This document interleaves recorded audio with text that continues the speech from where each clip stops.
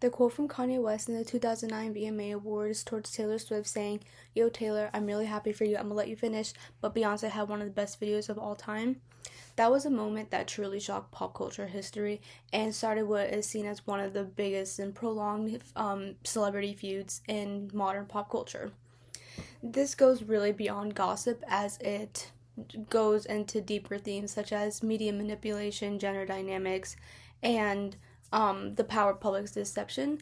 Today, I'm going to be telling you guys about the timeline of the whole Kanye West and Taylor Swift drama, and then the impact that it had and what it truly showed about social media. So, I'm going to be talking about four things today. I'm going to be talking about the 2009 VMA incident. I'm going to be talking about the famous video and then the lyrics and then the leaked phone call between Taylor Swift and Kanye West. And then I'm going to be talking about the aftermath and the public fallout of Taylor Swift. And then I'm going to be talking about the cultural significance of the whole feud. So starting with the 2009 VMAs, so Taylor Swift had just gone on stage and she was accepting her Best New Music Video award, and then Kanye West interrupts her in the middle of her speech and takes the mic and then says the quote that I just phrased in the beginning.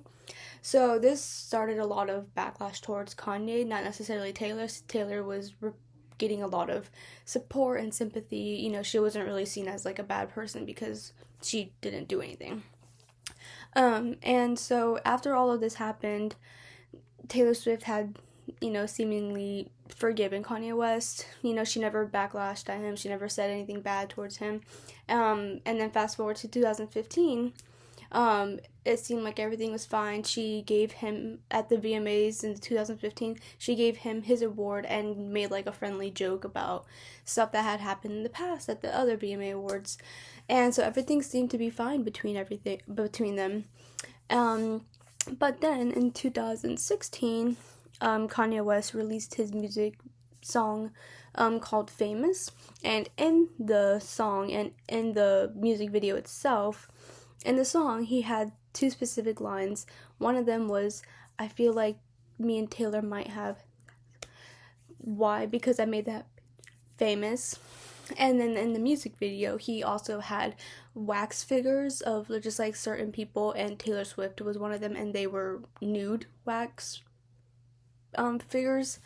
And so this caused a lot of things to explode because it's like, everything seemed fine, and all of a sudden, he's just dropping this bomb, just kind of bashing her, disrespecting her, and then Taylor Swift's team comes out and says, like, "Hey, this isn't okay, we didn't approve of this," So, everyone is, like, kind of, like, mad at Kanye because, like, what are you doing? But then Kim Kardashian enters then, and she releases a 20-second snippet of a phone call between Kanye West and Taylor Swift, where in the little snippet it shows that Kanye West is asking like permission. He's like, "Hey, can I use this specific line?" Though he doesn't say the actual line that was used in the music video. He did ask permission, like, "Hey, I believe he said like, "Hey, can I say this?" And then the phrase that he used was, "I feel like Taylor might owe me sex." Why? Because I made her famous. He never uses the B word. He never really says what he's actually going to say. And so in the video, she's like, "Yeah, that wasn't that bad." So once this comes out, everyone switches up on Taylor Swift because they're like, "Okay, why are you saying that you didn't approve of this when you really did? It's shown right there in the video." And so everyone just completely turns on Taylor Swift. Her whole dynamic of being like this perfect pop princess girl has just changed completely, and everyone's calling her Snake. The trend "Taylor Swift party is over" was trending for at least like a month on Twitter.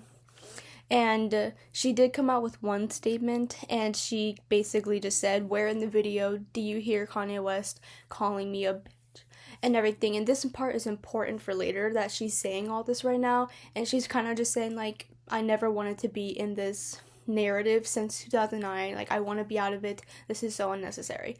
So that was basically her statement, but no one is believing her now because of that snippet of a phone call.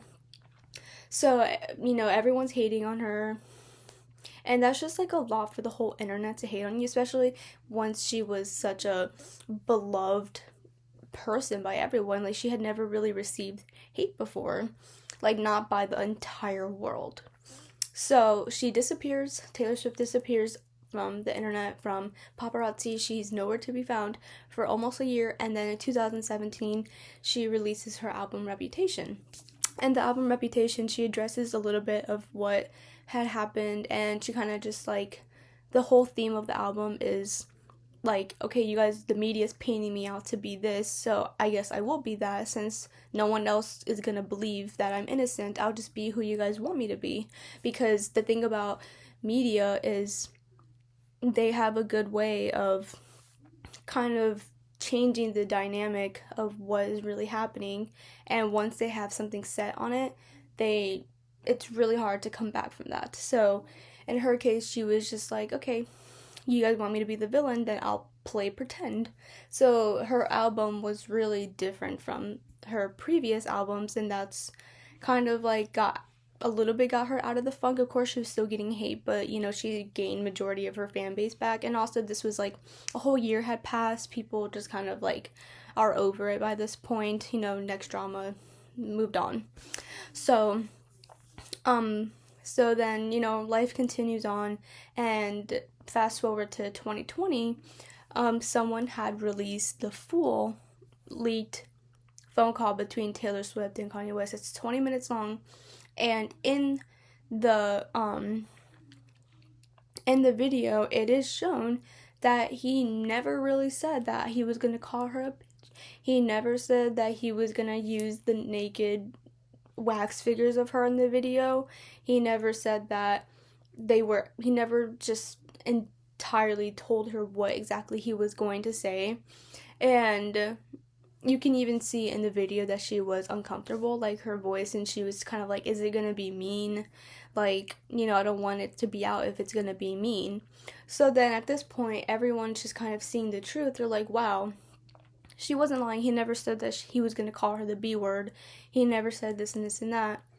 So now everyone's just kind of flipping back around, but by this point, it's already too late. Like, you can't really go and hate on someone. Like, of course, Kanye West received hate, but at the end of the day, it's already way too late. The past is the past. So now Taylor Swift has gained a lot of her, like, her popularity and her fandom back, but, the damage has already been done. So the full truth of the phone call leak really shows the media manipulation and misinformation and how it can truly ruin someone's life.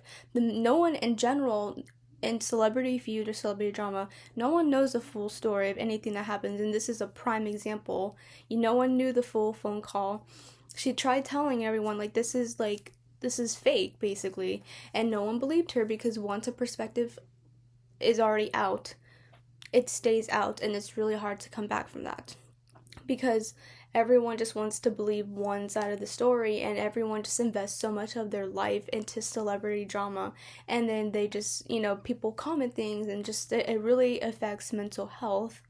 And like, celebrities are people at the end of the day, and it's shown in the 2020 documentary of Taylor Swift called Miss Americana. It was previously on Netflix. She talks about that timeline in her life where, before all this happened, she was seen as like this America's sweetheart. Like, everyone loved her. Like, she never really received that much hateful comments. And so once she did, it was just like her whole world fell apart.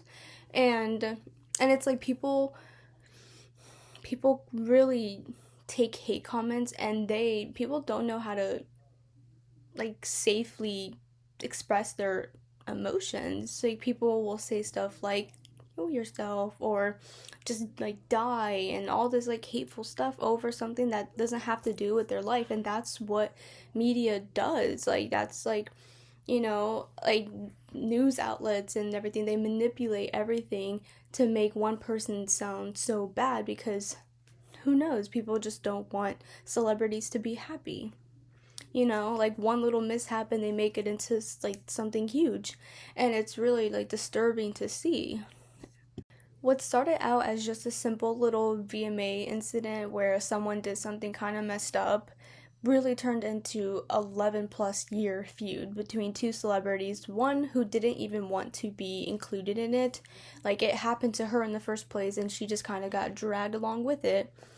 Then turned into leaked phone calls, invasion of privacy, a feud that just lasted forever, and then her whole narrative just shifting completely up and down, and then just it really just reveals the truth of social media, and it really goes beyond celebrity drama. It shows how narratives are just completely and entirely controlled by social media. No one ever knows the full story about anything that happens, and yet we still continue to act like we do, and we take the little information that we know and we spin it off into something completely out of proportion. And it really just, like, allows us to shape media. What I hope you guys can take from all of this is that the truth of social media is that it has a lot to do with media manipulation and has a lot to do with lies and misinformation that really does impact people's lives, and to not take everything that you see on the internet as literal as they make it out to be or as dramatic as they take it out to be, and that we are respecting others and not falling into the traps of social media. Thank you.